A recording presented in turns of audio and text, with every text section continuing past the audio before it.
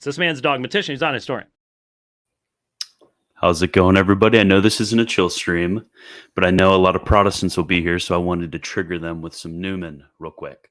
So, over the last few weeks, I have been, actually over the last few months, but especially the last few weeks, I've been reading a lot into metaphysics as an attempt to deal with some of the arguments that I'd presented before on the North American Anglican article that I had written before my conversion, and then also the second most popular video on my channel, which is actually ironically a video against transubstantiation from before I converted. But I think I finally figured out some of the issues, especially when you dig into a bit of the metaphysics. It is an untenable argument that I had presented, and eventually maybe I'll do a full scale minute by minute rebuttal of myself, or maybe read through something like that. But I've just written in a very orderly and succinct fashion my argument for how I was wrong. And I wrote all this and I put it on my Patreon, which made quite a few people upset. My bad. In hindsight, not a good idea. Sorry about that, guys. So now I'm going to actually just be reading and then explaining my article that I had put on my Patreon for everybody. So sorry about that. If you would still like to become a patron, out of the greatness and goodness of your hearts, I'll just put the link is in the description, but I will just put the link in the chat. Patreon.com/militant Thomist. I'm much appreciative. If out of your generosity, you would become a patron. But let's get right into it. Here is the infamous article right here. Transubstantiation Defended. Okay, let's get into it. Oh, there's my mouse. So objection. So this is the objection that I put forward. It seems that accidents cannot inhere sin subjecto without subject. For accidents are those beings which inhere in the being of substance, as Grenier calls them, being of beings. To inhere by divine power goes against this definition. Therefore, accidents cannot inhere without subject. So there are two genera of responses to this objection. First, one may respond by distinguishing the major premise. Accidents are those beings which inhere.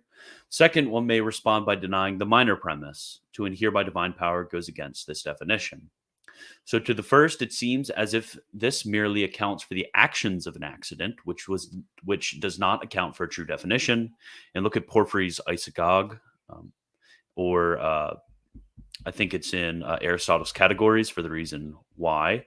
Rather, we should seek the quidditas, or the quiddity, or the thingness of the thing by accounting for the genus and differentia. So when it comes to definition of something, we account for both the genus of that thing, then also what makes it different from the rest of the genus. So, for example, I'm a rational animal. My animality is my genus. I'm in the grouping or the general category of animal. And what makes me different from the rest of the general category, what defines me, is the fact that I am a rational animal. So genus, animality, differentia, rationality. So in the same way, we need to define accident, not by the mere actions of a certain thing. So as St. Thomas teaches, the term quiddity surely is taken from the fact that this is what is signified by the definition.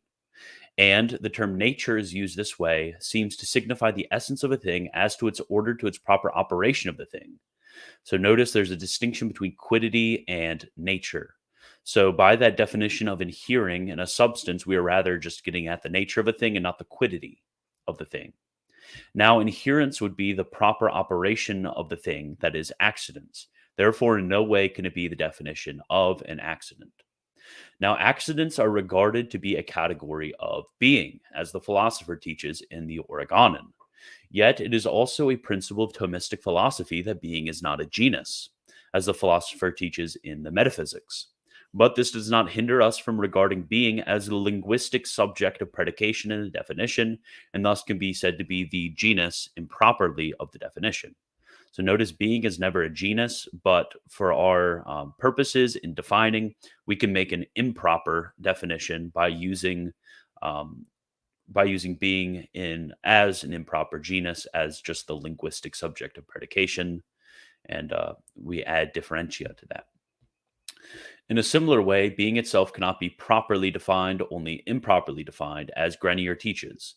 Being cannot be defined because every definition is composed of a genus and differentia.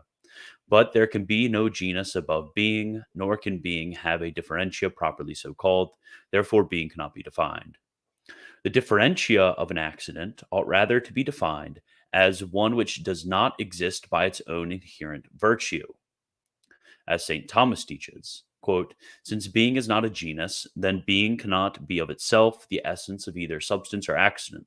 Consequently, the definition of substance is not a being of itself without a subject, nor is the definition of an accident a being in a subject, but it belongs to the quiddity or essence of substance to have existence not a subject, while it belongs to the quiddity or essence of accident to have existence in a subject. This provides for the principle of natural inherence, rather than defining a thing based on its natural act. From this, the solution is clear. For being does not exist ipsum, that is, in itself. Rather, being exists ab alio, from another, in ipsum esse, that is, in God. So this is a very dense sentence right here. So when we're thinking about Thomistic metaphysics, and this is actually, interestingly enough, some extremely strict Aristotelians and Neo-Thomists will hate me for this. But it's a bit more sounds a bit more Neoplatonic in nature, because being is, well, in the created realm, such as my substance and accidents and everything like that. Being in the created realm is not being in itself; it's only participated being. Therefore, being is not even what's called an essential predicate of created being, only of God himself. So we are only called being by participation. Therefore, accidents are only beings of beings by participation in being ipsum esse, or subsisting in itself. So if that makes any sense, let's keep going. I think St. Thomas's analogy actually works. So as St. Thomas teaches, quote, every creature may be compared to God as the air is to the sun which enlightens it. For as the sun possesses light by its nature, and as the air is enlightened by shining the sun's nature, so God alone is being in virtue of his own essence, since his essence is his existence, whereas every creature has being by participation, so that its essence is not its existence. Thus, the tradition has affirmed that being is not an essential predicate of created being, but only of God in whom essence is existence. As Grenier teaches, an essential predicate is a predicate which designates the essence of the thing of which it is predicated. Being as signifying existence is not an essential predicate of creatures, because creatures are beings by participation, not essentially. Thus, in accounting for accidents as being a being, they are better described as, this is going to be very important right here for the argument, being existing from being itself through the instrumentality of being. And notice capital B right here being and lowercase b right here being. So if you want to nuance this a little bit more, it could be being existing from being itself, ipsum, through the instrumentality of being participated. In this, the being of substance is merely the instrumental cause through which accidents participate in being itself, rather than an indispensable element. So if you have a truly Thomistic metaphysics and not something which is radically Aristotelian, and you're able to appreciate the Neoplatonic tenor of St. Thomas's thought, then you're going to be fine with this, because substance, if you think about what substance is in relation to accidents, substance isn't the source of the being of accidents. Rather, substance is merely the instrumentality, because it's not being ipsum. Rather, it's the instrumentality wherein accidents participate in being ipsum, that is, being itself. And it's not a indispensable element. If we were to dispense with substance, as happens in transubstantiations, accidents would not exist unless God upheld the participation in his being. It would transfer from mediate to immediate. So one would have to prove that it is of the quiddity of accidents for this participation to be mediate, but rather it's just a switching of instrumentality, which is not of the quiddity of an accident, just of its natural act. Thus, we can claim divine power for this miracle, just as God dispensed with instrumentality in the conception of our Lord, so also may God dispense with instrumentality in the participation of accidents in his being. In light of this, the argument of St. Thomas follows that God may dispense with secondary causes. Okay, so that's all right there, the first, wherein I deal with distinguishing the major premise. And now I will be denying the minor premise. Okay, I'm going to see if there's anything.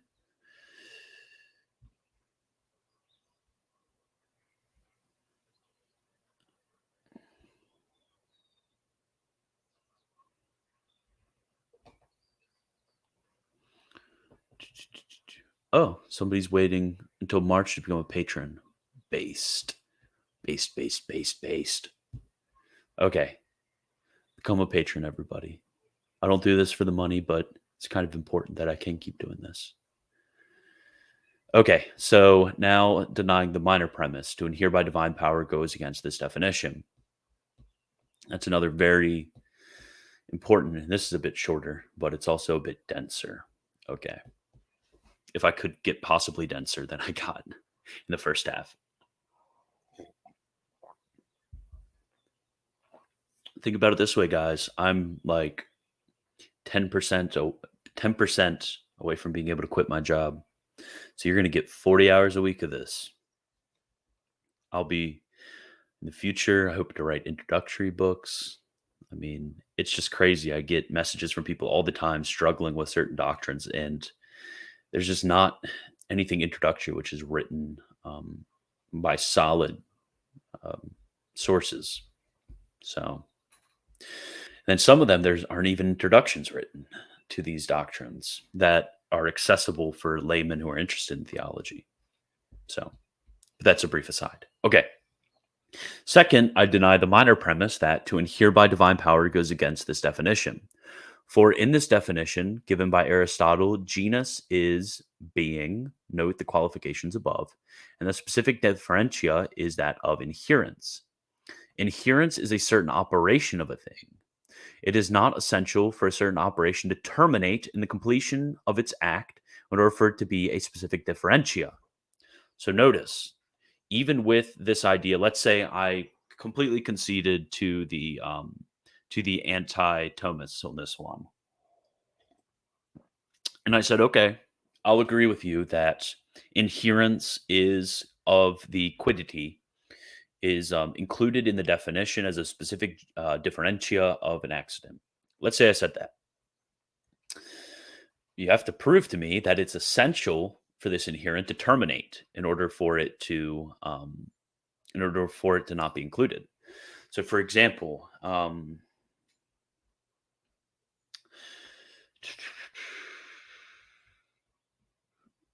to think of a good analogy for termination.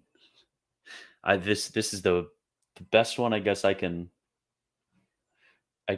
think of. Actually, no. So let's think of salvation. That'll be a good analogy for what a terminus is. So the terminus of the saving act of grace is found in the beatific vision. So like reaching its telos, its final end, its terminus. But if that act does not reach its terminus or is in the process of reaching its terminus, the act is said still to happen. So in the same way with accidents can act towards their terminus without reaching its terminus because impeded by something else, and still said to be operating in that way. It's just operating towards something which it doesn't reach because there's nothing to inhere in. But the action of inherence itself is still operational, even if it doesn't reach its terminus. So rather, as Blessed Scotus argues, it needs only to be necessary that the operation be active and be said to tend towards the completion of the act. So inherence in accidents without subject are still tending towards and operating towards inherence, even though there is nothing to inhere in. So the reason is because there is no matter which is disposed to receive the form of the act of adherence, not necessarily because there's anything deficient with the form, because there's something deficient with the matter. Therefore, it cannot adhere in the matter. There's nothing disposed to receive the act, but it's still not. This does not even say that the act does not happen. So that would need to be proved. Is that because the terminus is not reached, therefore it goes against the definition. Further, to have the faculties for such an operation in potentia also is sufficient to qualify for such a definition. So also, there's the idea that there's still the potency to inherence, which is present. It has not been proved that this actually needs to be actualized in order for it to go against the definition.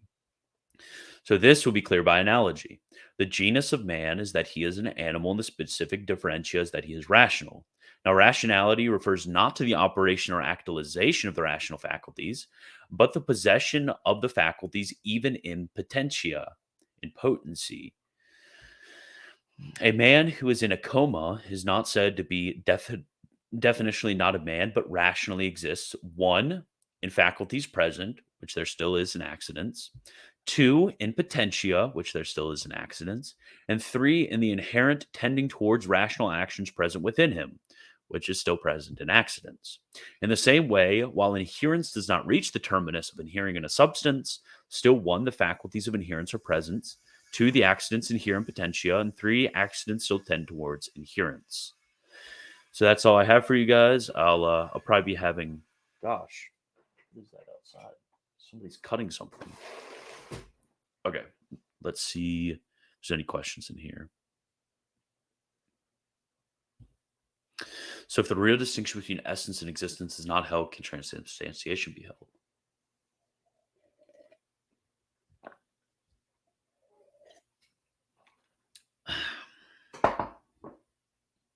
Well, the distinction between essence and existence has more to do with the definition of being itself. I think a common definition could be had between those who affirm and deny the real distinction between essence and existence.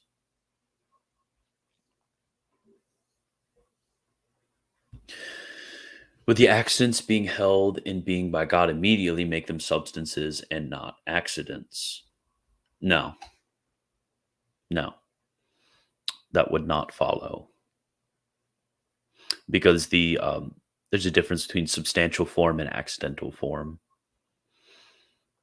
which I think is what I wasn't understanding when I wrote those arguments, is that that accidents have their own form. Okay, so I'm gonna turn this off. Remember, one more time, become a patron. I got a lot of good articles like that. Sorry again, my bad for putting that behind a paywall. That was a bit stupid of me, and that's all I have for you guys. And God bless. Glory be